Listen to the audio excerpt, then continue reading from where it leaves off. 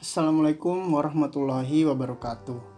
Di sini saya akan mempresentasikan tugas teknopreneurship saya, yaitu tugas dari kelas Teknopreneurship C, Prodi Ilmu Komputer, Universitas Hasanuddin tahun 2019.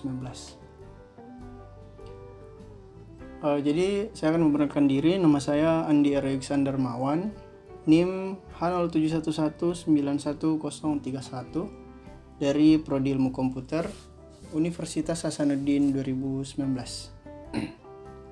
Nantinya saya akan menjelaskan tentang ide bisnis saya, yaitu sebuah aplikasi kesehatan Mari Sehat. Sebelumnya mari kita membahas tentang teknopreneurship. Apa itu teknopreneurship? Teknopreneurship berasal dari dua kata, yaitu tekno yang berarti teknologi dan entrepreneurship berarti kewirausahaan.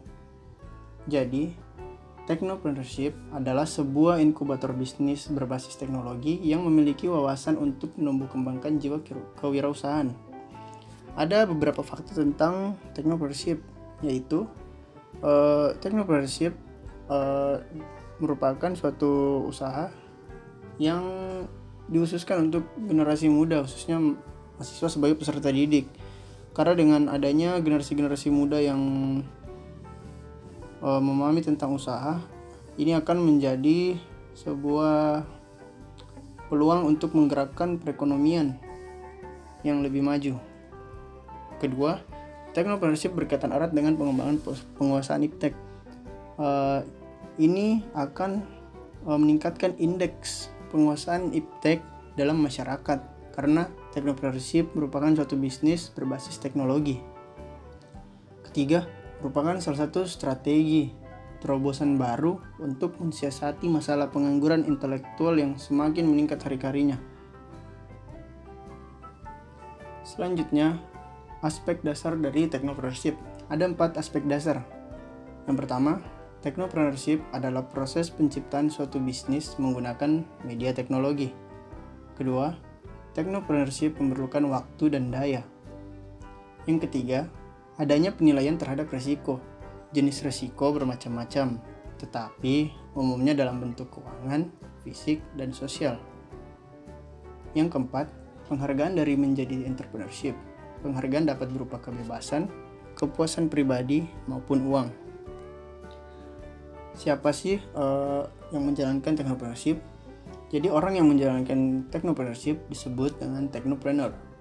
Ada beberapa sifat-sifat yang harus dimiliki seorang teknopreneur untuk menjadi seorang teknopreneur yang maju dan sukses. Yang pertama yaitu percaya diri. Seorang teknopreneur harus percaya diri, tidak mudah terombang-ambing, dan memiliki pendirian yang kuat. Kemudian harus selalu berorientasi pada tugas dan hasil, tanpa berorientasi kepada hal lain, hanya tugas dan hasilnya saja. Kemudian, pengambilan risiko. Dalam dunia bisnis, pengambilan risiko merupakan hal yang penting. Tentunya, risiko harus diambil dengan banyak pertimbangan agar hasilnya bisa maksimal. Dan selanjutnya, kepemimpinan. Seorang teknopreneur harus memiliki jiwa kepemimpinan yang kuat, karena dalam teknopreneurship tentunya akan berkolaborasi dengan banyak orang, sehingga diperlukan jiwa kepemimpinan yang kuat. Selanjutnya ke orisinilan. Seorang teknopreneur harus memiliki pendapat sendiri, ide yang orisinil, dan mampu merealisasikan ide tersebut tentunya. Selanjutnya, seorang teknopreneur harus selalu berorientasi pada masa depan untuk melihat peluang-peluang yang ada dalam menjalankan bisnisnya di kemudian hari. Kreativitas dan inovasi. Ini merupakan salah satu sifat yang paling penting bagi seorang teknopreneur, karena tanpa inovasi, sebuah produk akan basi dan tidak mampu bersaing di dunia luar. Kemudian mampu melihat teknologi dalam 2-5 tahun ke depan. Ini berguna untuk mengembangkan bisnisnya dalam 2-5 tahun ke depan dengan melihat perkembangan teknologi yang ada. Kemudian kita masuk ke topik pembahasan, yaitu tentang bisnis yang akan saya jalankan, yaitu sebuah aplikasi kesehatan bernama Mari Sehat.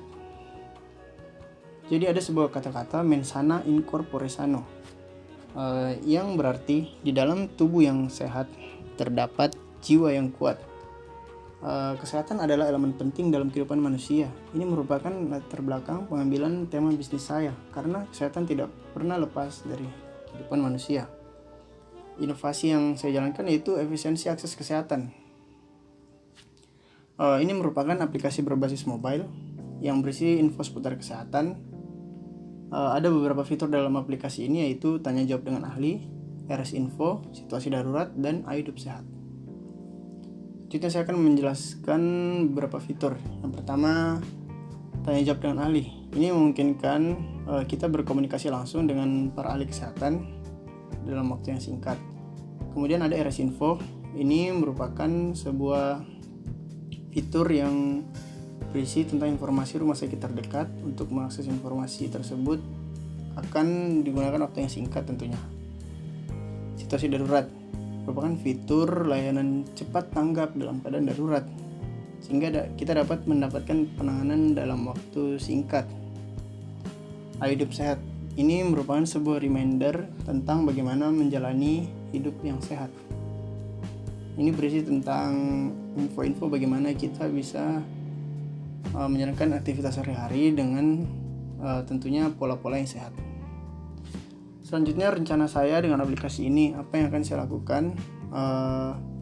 Rencana saya yang pertama adalah tentunya menggunakan pengetahuan komputer yang saya miliki dari hasil pendidikan yang saya jalankan di Prodi Ilmu Komputer Universitas Hasanuddin.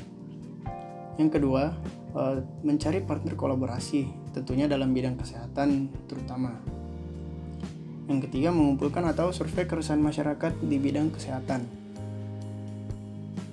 Kemudian setelah menyurvei atau mengumpulkan data-data tentang keresahan masyarakat di bidang kesehatan, saya akan menganalisis kebutuhan masyarakat, terutama kebutuhan-kebutuhan yang belum terpenuhi hingga saat ini. Yang kelima, tentunya saya juga harus memahami ilmu dasar di bidang kesehatan, karena ini akan memudahkan dalam membuat aplikasinya. Kemudian setelah semua data-data dan info-info telah dikumpulkan, saya akan mengeksekusi aplikasi tersebut dengan kolaborasi dari pihak-pihak lain tentunya. Setelah aplikasi tersebut jadi atau selesai dibuat, maka selanjutnya saya akan mempublikasikan aplikasi ini ke publik. Saya tidak akan langsung memasarkannya, jadi akan terlebih dahulu dipublikasi sebelum selanjutnya akan dipasarkan. Tentunya pemasaran aplikasi ini, saya akan menargetkan aplikasi ini akan dapat digunakan oleh semua kalangan, semua orang, karena kesehatan merupakan suatu hal yang penting bagi manusia, suatu hal yang harus selalu bisa diakses dengan cepat oleh manusia, sehingga aplikasi ini akan gratis untuk semua orang dan tentunya dapat memenuhi kebutuhan masyarakat, utamanya dalam bidang kesehatan. Jadi itu merupakan rencana singkat saya secara garis besar. Terima kasih telah menyaksikan presentasi tugas teknopreneurship saya. Semoga bermanfaat. Kurang lebihnya mohon maaf. Wassalamualaikum warahmatullahi wabarakatuh.